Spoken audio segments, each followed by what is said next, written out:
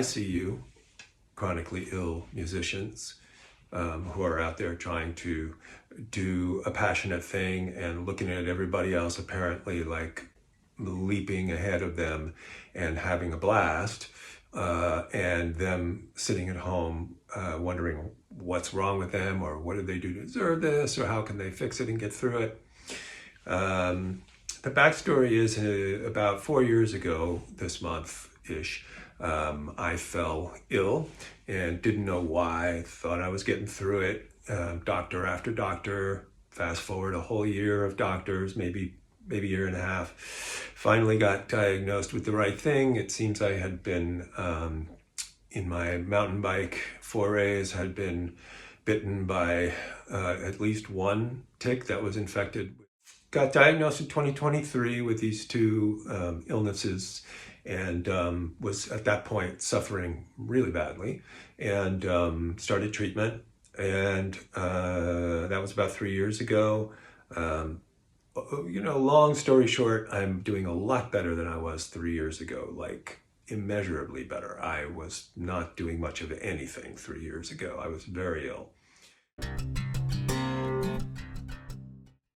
I live with the after effects of these diseases, as so many people who have had either COVID or tick-borne diseases or other things that produce long-haul problems, such as fatigue, terrible fatigue. Most days, if you see me awake, that's me actually fighting off sleep at any given moment. Chronic pain, chronic mood problems, pretty constant problems with the GI tract. I won't go into those. And a lot more stuff that comes and goes. But this kind of problem, it looks like it's not going to go away completely. That's kind of the norm for folks who have these problems. You get treated and treated and treated. And each treatment seems to promise, the light at the end of the tunnel, but in reality, it's just a step forward, and thank God for them. Don't get me wrong. I'm not on here to complain about how little progress I've made. The ripple effects are that the things that you do in your life, including your work and your friends and your passions, get shortchanged, and they get curtailed, and they get transformed. So I am not performing nearly as much as I would like to. I'd probably easily like to do 50% more performances, than I do, and would love to do them further away than I do them, but driving is very taxing under these circumstances, and I have to be really conscious about how far I drive and how far I'll have to come back. And at what hour of the day and so forth. I mean, chronic illness really makes you constantly be running a spreadsheet in the back of your mind of all the variables that are going to come across your day and take even the slightest measure of energy. Sometimes, like last winter, I had to take months off from gigging, and my friends and followers were saying to me, "We haven't heard from you. Are you still making music?"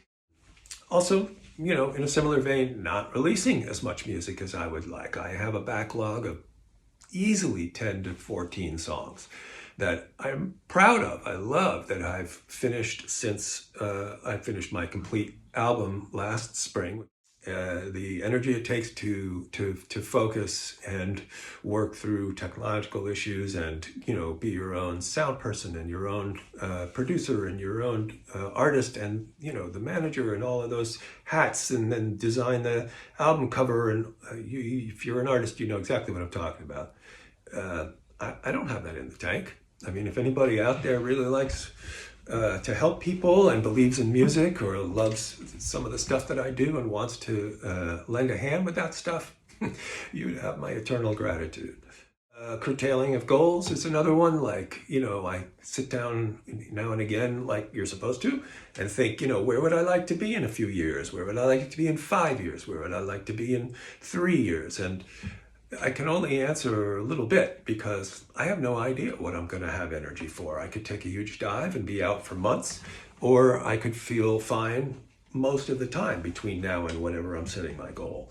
And it makes having a vision really hard. I mean,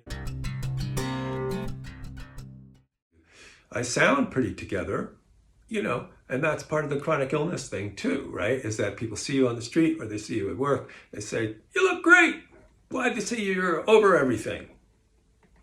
Yeah, that's not a good thing to say to somebody who you know has been chronically ill. They probably still are, and they're probably masking right then, right at that moment, and they don't even know it. So it's tough. I mean, it's really emotionally tough. The urge to put the experiences of my life into music and to share it with you and to connect with you is it's a driving force that will never go away. You know, silver linings. Silver linings. Here's your topic heading. You have more time at home. You have a lot of freaking time at home. And you're sitting on the couch, and if you can do anything, which is often not the case, all you can do is stare at a YouTube video or sleep. If you could do a sink full of dishes, then you can do 40 minutes or an hour and a half of practicing or songwriting or making a video. So you use your time wisely, but you know, you do have pockets that you didn't have before. And so that's one silver lining, is that the material is not hard to come by because you have a lot of quiet time in which the composting comes to fruition, and you have the quiet to hear the inklings of ideas and make them real. Another silver lining is, yeah, your mood's in the tank a lot of the time. When you're exhausted, you're just down. So those down moods really are aberrations. People are down and oppressed and having hard times. Everywhere you look, pretty much everybody is. And the more you can tap into that and understand that as a universal human experience, the more it becomes a bridge to other people's experience and becomes a way for you to empathize with people and write songs that are more true and more moving. So music is more crucial than ever because, you know, there's little stimulation in my life. And so when I can go upstairs here and pick this guy up and get lost in a world of beauty and sound and words and ideas, it's an incredible gift to a person who can't do a lot. It's actually a pretty perfect complementary activity. Positive view on this whole situation is to keep in mind that no matter how much you could do, there's always going to be FOMO, right? So if I was as healthy as I was 4.5 or 5 years ago, and I was gigging 50% more, and I was, releasing music 50% more, I probably still would be looking at other people's accomplishments, whether social media or not. This existed before social media. You hear somebody got a great gig, or you hear somebody got to open for somebody, or whatever it is, and you go, look, they're having so much fun. They're so much further ahead of me. What's wrong with me? What's wrong with my life? What am I not doing? The answer is you're a human being. You're a human being, and human beings, the human mind and psyche is like consistently dissatisfied. That's just part of our nature, especially artists. Your goals, your expectations, your pressure on yourself, your critique of yourself, they have to take more of a backseat. They have to be put more off onto the side. So, being able to really appreciate this gift, it's been real. I'm not sure I would have appreciated it as much if I had not fallen ill.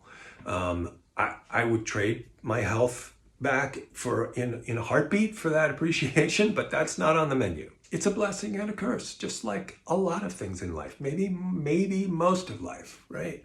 I don't want to just look on the downside of it, and that's another reason I wanted to make this video, was both for myself and for you guys, to see that, as harsh as life can get for musicians, and as many obstacles as there are in our way, there's always going to be one step further or 5 steps further we wish we were. And the ability to slow down and to sink into the enormous generosity of just being able to sit down with this thing and make myself happy and transport myself to another world, and hopefully maybe offer you that opportunity as well as I do it. It's priceless. It's, for me, as much a part of the reason I get up in the morning as anything in my life. So that's my diatribe, and I hope it was helpful to somebody. I know that you guys are out there who are making music and have chronic illness. I would love to hear if you have similar issues or different issues. I would love to know how you handle these. I certainly have a bunch of workarounds and mitigating approaches that I try to compensate for these problems with. And this is one way that I do it. Thanks for listening. I really appreciate it.